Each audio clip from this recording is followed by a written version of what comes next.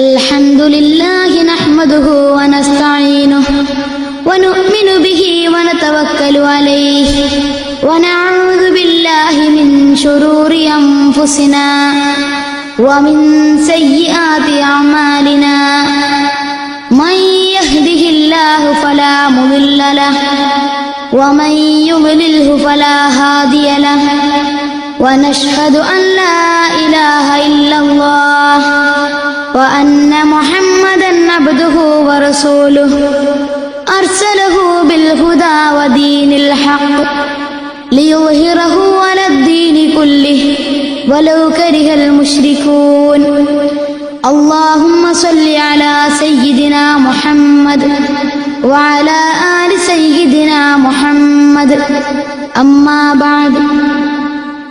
ബഹുമാനവും ആദരവും നിറഞ്ഞ എൻ്റെ രക്ഷിതാക്കളെ, സഹോദരന്മാരെ, സഹോദരികളെ, അസ്സലാമു അലൈക്കും വറഹ്മത്തുള്ളാഹി. അഷ്റഫുൽ ഖൽഖ് റസൂലുള്ളാഹി സ്വല്ലല്ലാഹു അലൈഹി വസല്ലമ തങ്ങളുടെ കുടുംബത്തെ സംബന്ധിച്ച് മനസ്സിലാക്കലും അവരെ ബഹുമാനിക്കലും നമുക്ക് അനിവാര്യമാണ്.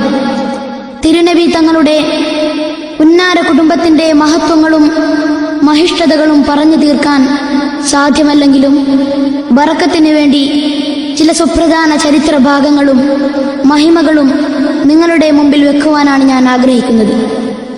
ബഹുമാനപ്പെട്ട മുത്തുനബിയുടെ കുടുംബം ഒരെത്തിനോട്ടം മാത്രമാണിത്. സഹോദരങ്ങളെ, നമുക്കാദ്യമായി മുത്തുനബിയുടെ ആദ്യത്തെ സഹധർമ്മിണിയെ പരിചയപ്പെടാം. ആരായിരുന്നു ആ മഹദി? അന്ത്യപ്രവാചകരുടെ ജീവിതാധ്യായങ്ങളിലേക്ക് പ്രഥമമായി കടന്നു വന്ന ബീവി, ആ പുണ്യപൂവായ റസൂലുള്ളാഹിയുടെ തങ്കത്തേക്കാൾ ലംഘുന്ന ശരീരവുമായി ആദ്യമായി ഒട്ടിച്ചേർന്നുല്ലസിച്ച ബീവി, ആ ചുണ്ടുകളോട് ചുണ്ടുകൾ ചേർന്ന ബീവി, തിരുനബിയുടെ ആ കാരുണ്യക്കടലായ കരവലയത്തിലേക്ക് ആദ്യമായി ഇണമണിയായി വന്നെത്തിയ ബീവി ആരാണ്? ഖദീജത്തുൽ കുബ്ര റളിയല്ലാഹു അൻഹാ. എത്ര ഭാഗ്യവതിയാണ് ഖദീജ, എത്ര സ്ഥാനപതിയാണ് ഖദീജ, എത്ര സൗഭാഗ്യ സമ്പന്നയാണ് ഖദീജ. ഖദീജ റളിയല്ലാഹു അൻഹാ ബുദ്ധിമതിയാണ്, കുലീനയാണ്, സുന്ദരിയാണ്. ഖദീജത്തുൻ ശഹീറത്തുൻ ജലിയ വഫീറത്തുൻ സനിയത്തുൻ ഗാനിയ. ഖദീജ പ്രശസ്തയാണ്, മക്കയിലെ സുപ്രസിദ്ധ കുലപതിയാണ്, വല്ലാത്ത ഭാഗ്യവതിയാണ്, സമ്പന്നയാണ്. ഖദീജ ബീവിക്ക് വല്ലാത്ത വിവരമാണ്, വിവേകമാണ്, പൂർവ്വഗ്രന്ഥങ്ങളിൽ കൂടുതൽ അറിവുള്ള പെണ്ണാണ്. അവസാനം ഒരു പ്രവാചകൻ വരാനിരിക്കുന്നുണ്ടെന്നും ആ പ്രവാചകന്റെ അടയാളങ്ങൾ ഇന്നതാണെന്നും ഖദീജ പഠിച്ചു വച്ചിരിക്കുകയാണ്. മക്കയിലെ ധനാഢ്യയായ ഖദീജക്ക് വലിയ കച്ചവടമുണ്ട്. ഷാമിലേക്കും മറ്റും ഖദീജ ബീവിയുടെ കച്ചവട സംഘം യാത്ര പോകാറുണ്ട്. ഖദീജ ബീവിയുടെ കച്ചവടങ്ങൾ അറേബ്യയിൽ വിവിധ നാടുകളിൽ നടക്കുന്ന കാലം, അന്ന് നബിയുനാ മുഹമ്മദ് മുസ്തഫ സല്ലല്ലാഹു അലൈഹി വആലിഹി വസഹ്ബിഹി വസല്ലം തങ്ങൾ 15 വയസ്സുള്ളൊരു കാലം. അതേ, നബി തങ്ങളുടെ കുട്ടിക്കാലം. മക്കയിലാകെ അൽ അമീൻ അൽ അമീൻ എന്ന സ്നേഹാദരവോടെ മുത്തുനബിയെ വിളിച്ചു വരുന്ന കാലം. അന്ന് ആ 15 വയസ്സുള്ള കുട്ടി സാഫറ ശാമ മഅ മൈസറ ഗുലാമി ഖദീജത ബിൻത് ഖുവൈലിദ്. അന്ന് ഖുവൈലിദിന്റെ മകളായ ഖദീജ ബീവിയുടെ അടിമയായിരുന്ന മൈസറത്തിന്റെ കൂടെ ആ കച്ചവട സംഘത്തിൽ അതാ അൽ അമീൻ ആഗ്രഹം പ്രകടിപ്പിച്ച് യാത്ര പോവുകയാണ്. ആ രംഗം ഖദീജയെ വല്ലാതെ സന്തുഷ്ടയാക്കി. മക്കയിലെ ഖുറൈശികളിലെ പ്രമാണിയായ അബ്ദുൽ മുത്തലിബിന്റെ പൗത്രൻ അൽ അമീൻ മുഹമ്മദ് തന്റെ സംഘത്തിലുണ്ടെന്നറിഞ്ഞ ഖദീജ മൈസറത്തിനെ വിളിച്ചുകൊണ്ട് പറയുകയാണ്, ഏ മൈസറ, ലാ തഅസി ലഹു അംറാ വലാ തുഖാലിഫു ലഹു റഅയാ. മൈസറത്തെ, നീ അൽ അമീനിന്റെ ഒരു കൽപ്പനക്കും എതിർ പ്രവർത്തിച്ചു പോകരുത്, അൽ അമീനിന്റെ ഒരു അഭിപ്രായത്തിനും മറികടന്നു പോകരുത്. അതാ ആ കച്ചവടത്തിൽ ഖദീജക്ക് വല്ലാത്ത ലാഭം ലഭിച്ചു, അസാധാരണ ലാഭം സിദ്ധിച്ചു. മുഹമ്മദിന്റെ ഓരോ ചലനങ്ങളും സ്വഭാവ വൈശിഷ്ട്യവും അസാധാരണ സംഭവങ്ങളും ഒന്നിനു പിറകിൽ മറ്റൊന്നായി ഖദീജത്തുൽ കുബ്ര ദർശിച്ചു കൊണ്ടിരിക്കുകയാണ്. ആ പുണ്യപൂർണിമയുടെ അസാധാരണത്വം ഖദീജയെ തട്ടി ഉണർത്തുകയാണ്. ആ പുണ്യപൂവിന്റെ വന്നിരിക്കുകയാണ്. അതിനും പുറമെ ആ സൗന്ദര്യ സമ്പന്നമായ തിരുനബി സ്വല്ലല്ലാഹു അലൈഹി വസല്ലം തങ്ങളുടെ പൂമുഖം ഖദീജക്ക് വല്ലാത്ത ചരിത്രങ്ങൾ മന്ത്രിച്ചു കൊടുക്കുകയാണ്. വർഷങ്ങൾ അങ്ങനെ കഴിഞ്ഞുപോയി. 10 വർഷങ്ങൾ വീണ്ടും പൂർത്തിയാവുകയാണ്. അതിനിടയ്ക്ക് അൽ അമീനിന്റെ പേരിൽ അറിയപ്പെട്ടിട്ടുള്ള ആശ്ചര്യത്തിന്റെ കഥകൾ ഒട്ടേറെയാണ്. ഖദീജയുടെ മനസ്സിൽ അൽ അമീനിനെ കുറിച്ച് വല്ലാത്ത മതിപ്പുകളാണ്. ഗർഭശിശുവായപ്പോൾ പാപ്പ മരിച്ച അൽ അമീൻ, 6 വയസ്സുള്ള കാലം ഉമ്മ മരിച്ച അൽ അമീൻ, ഉപ്പാപ്പ അബ്ദുൽ മുത്തലിബ് വളർത്തിയ അൽ അമീൻ, 8 വയസ്സായപ്പോൾ ഉപ്പാപ്പയും വിട്ടുപിരിഞ്ഞ ശേഷം മൂത്താപ്പയായ അബൂ ത്വാലിബിന്റെ കൂടെ വളർന്നു വലുതായിരിക്കുകയാണ്. ഇന്ന് അൽ അമീൻ 25 വയസ്സ് പ്രായമാണ്. മുഹമ്മദ് സൽഗുണങ്ങളുടെ പൂന്തോപ്പാണ് സ്വല്ലല്ലാഹു അലൈഹി വസല്ലം. ഓർത്തോർത്ത് ഖദീജയുടെ മനം വെമ്പുകയാണ്. ഖദീജ ബീവി നഫീസ എന്ന പെണ്ണിനെ പറഞ്ഞയച്ചുകൊണ്ട് മുത്തായ മുഹമ്മദിനെ വിവാഹാലോചന നടത്തുകയാണ്. ഈ വാർത്ത കേട്ട് മുത്തുനബിയുടെ മൂത്താപ്പ അബൂ ത്വാലിബ് വല്ലാതെ സന്തോഷിക്കുകയാണ്, ഹർഷാരവം പൊഴിക്കുകയാണ്. വിവാഹ ഏർപ്പാടുകൾക്ക് തയ്യാറാവുകയാണ്. മുത്തു മുഹമ്മദിനും സമ്മതമാണ്. ഈ ഭൂമിയാകെ ഒരു മഹാനുഭവത്തിന് സാക്ഷിയാവുകയാണ്. പ്രപഞ്ചം മാസകലം പുളക നൃത്തം ചവിട്ടുന്ന സംഭവമാണ് അള്ളാഹുവിന്റെ ഹബീബിന്റെ വിവാഹം.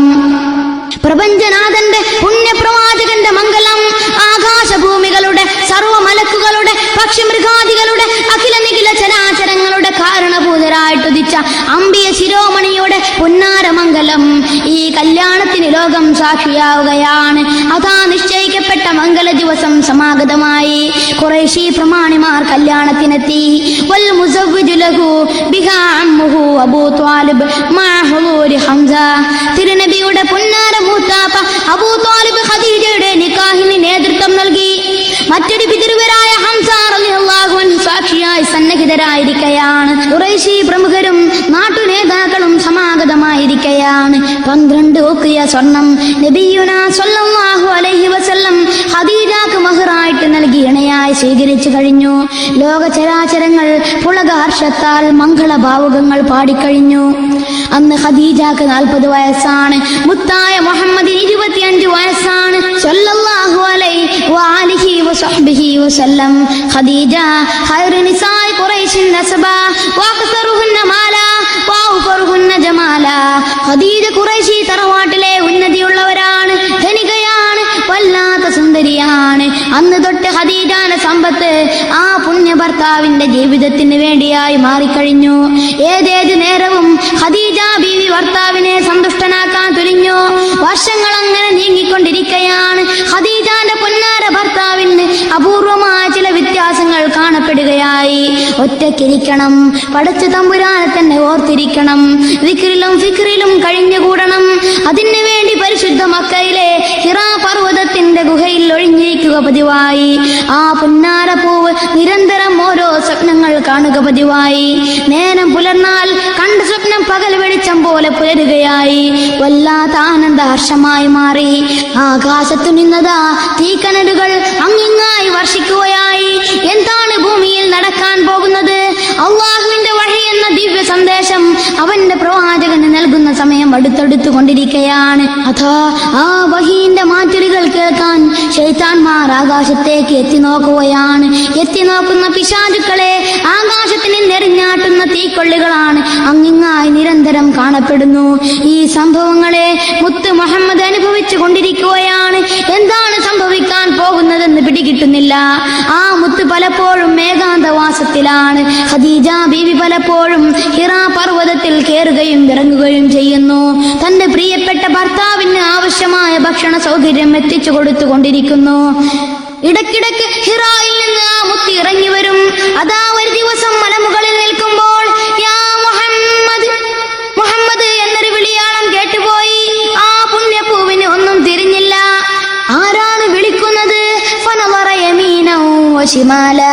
ഇടത്തോട്ടും വലത്തോട്ടും തിരിഞ്ഞു നോക്കി. ഫലം യറ ശൈഅ. യാതൊരു സംഗതിയും പിടികിട്ടുന്നില്ല. ഫറഫഅ ബസറഹു ഫൈദാ ഹുവ അലാ ഉഫ്ഖിസ് സമാ. ആകാശത്തേക്കൊന്ന് തിരിഞ്ഞു നോക്കിയപ്പോൾ അതാ ചക്രവാളം നിറഞ്ഞു കഴിഞ്ഞിരിക്കുകയാണ്. ആകമാനം എന്തെന്നില്ലാത്ത പ്രകാശം. അതാ വിളിക്കുന്നു യാ മുഹമ്മദ്. ജിബ്രീൽ ജിബ്രീൽ. ഏ മുഹമ്മദേ, ഇതാ ജിബ്രീൽ, ഇതാ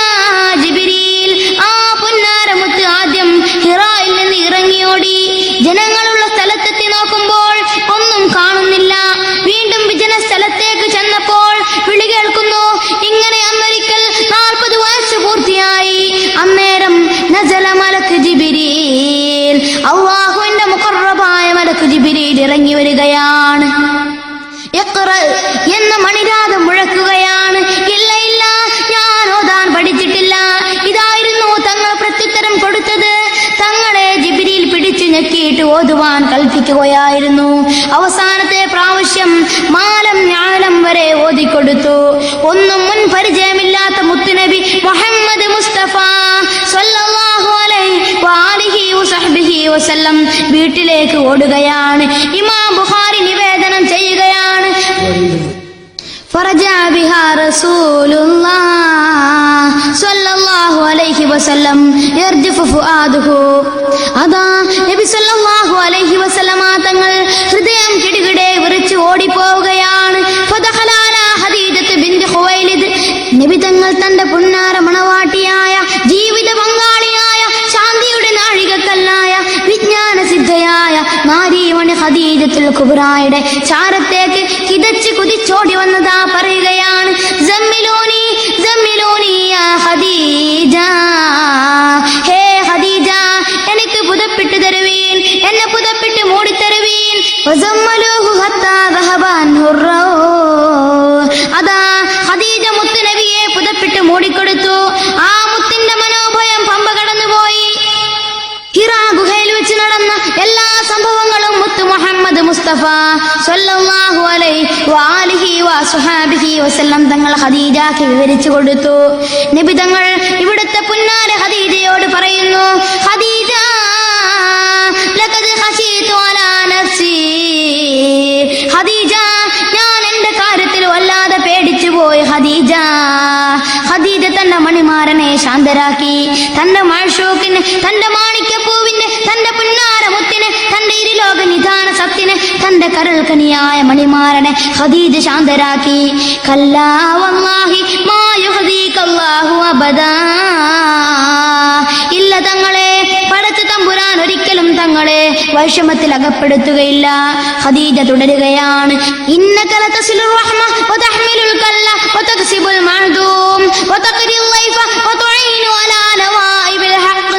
നിശംശയം തങ്ങൾ കുടുംബബന്ധം ചേർക്കുന്നവരാണ്, തങ്ങൾ പരസഹായിയാണ്, തങ്ങൾ പാവങ്ങളെ സഹായിക്കുന്നവരാണ്, തങ്ങൾ അതിഥികളെ സൽക്കരിക്കുന്നവരാണ്, തങ്ങൾ ബുദ്ധിമുട്ടിയവർക്ക് താങ്ങും തണലുമാണ്. ഇല്ല ഇല്ല, തങ്ങളെ അല്ലാഹു പ്രയാസത്തിലാക്കുകയില്ല, ക്ലേശങ്ങൾ വരുത്തുകയില്ല, വൈഷമങ്ങൾ കൊണ്ട് തളർത്തി കളയുകയില്ല. ഖദീജയുടെ വാക്കിൽ പുന്നാര നബി മുഹമ്മദ് മുസ്തഫ സ്വല്ലല്ലാഹു അലൈഹി വആലിഹി വസഹ്ബിഹി വസല്ലം തങ്ങൾ സമാധാനം കണ്ടെത്തുകയായിരുന്നു, ശാന്തി പകരുകയായിരുന്നു. പുന്നാര ഭർത്താവിന്റെ കൈപിടിച്ചുകൊണ്ട് ഖദീജ അന്ന് പൂർവ്വവേദങ്ങളിൽ നൈപുണ്യം സിദ്ധിച്ച പുരോഹിത വരേണ്യനായ വറഖത്ത് ബിൻ നൗഫലിന്റെ അടുത്തെത്തുകയായി. കാര്യങ്ങളെല്ലാം ഖദീജ ബീവി വിശദമായി എവിടെ അവതരിപ്പിച്ചപ്പോൾ രണ്ട് കണ്ണുകൾക്ക് കാഴ്ചയില്ലാത്ത ആ പ്രായം ചെന്ന പണ്ഡിതൻ പുഞ്ചിരി തൂകിക്കൊണ്ട് നബിയെ സമാധാനിപ്പിക്കുകയാണ്. അത് മൂസാ നബിക്ക് ദിവ്യബോധനവുമായി വന്ന മലക്കാണ്. മോനെ, പേടിക്കേണ്ടതില്ല, നല്ല ഭാവിയാണ്. വറഖത്ത് ഒരുപാട് പുകഴ്ചകൾ പറഞ്ഞപ്പോൾ സമാധാനമായി. സഹോദരങ്ങളെ, ഈ കഥ സുദീർഘമാണ്. ചുരുക്കത്തിൽ ഹബീബായ നബിയുടെ നബുവത്തിന്റെ പ്രാരംഭത്തിന് സാക്ഷിയാണ് ഖദീജ. ഒരുപാട് പ്രതിസന്ധിയിൽ മുത്ത് നബിയുടെ ശാന്തിക്ക് കാരണമാണ് ഖദീജ. സമ്പത്ത് മുഴുവനും തിരുനബിയുടെ സവിധത്തിൽ സമർപ്പിച്ച മഹദിയാണ് ഖദീജ. ആദ്യമായി ഇസ്ലാം മതത്തിൽ മെമ്പർഷിപ്പ് എടുത്തവരാണ് ഖദീജ. ആ ഖദീജയുമായി അഷ്റഫുൽ ഖൽഖ് റസൂലുള്ളാഹി സ്വല്ലല്ലാഹു അലൈഹി വആലിഹി വസഹ്ബിഹി വസല്ലം തങ്ങൾ വളരെ സുന്ദരമായി ജീവിത ലോകത്തുഴഞ്ഞുകൊണ്ട് മുന്നോട്ട് നീങ്ങുകയാണ്. ആ ജീവിത വല്ലരിയിൽ സുന്ദര സുവനങ്ങൾ വിരിഞ്ഞു വരാൻ തുടങ്ങി. അള്ളാഹുവിന്റെ പ്രവാചകർ മതത്തിന്റെ പ്രബോധനത്തിൽ നിരതരായി.